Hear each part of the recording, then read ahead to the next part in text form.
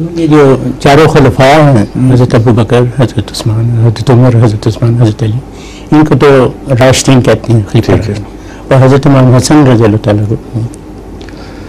اس لیے نہیں کہتے راشدین کہ حضرت امام حسن نے خود اپنی خلافت سے دستبرداری کا اعلان کر دیا تھا، اور خلیفہ راشد کی شرط میں داخل ہے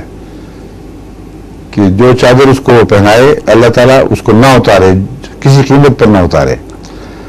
حضرت عثمان نے نہیں اتاری، اس لیے یہ بھی ایسی گفتگو ہے جس کو زیادہ کھولیں گے تو پھر شیعہ سنی جذبات میں اشتعال پیدا ہوتا ہے آپس میں، لیکن امر واقعہ ہے کہ اس دن سے اب تک مسلمہ ہے کہ سنی تمام اہل سنت 4 پہلے خلفاء کو راشدہ گنتے ہیں، اور حضرت امام حسن کی بے حد عزت کے باوجود ان کو خلیفہ راشد شمار نہیں کرتے، سمجھ گئے؟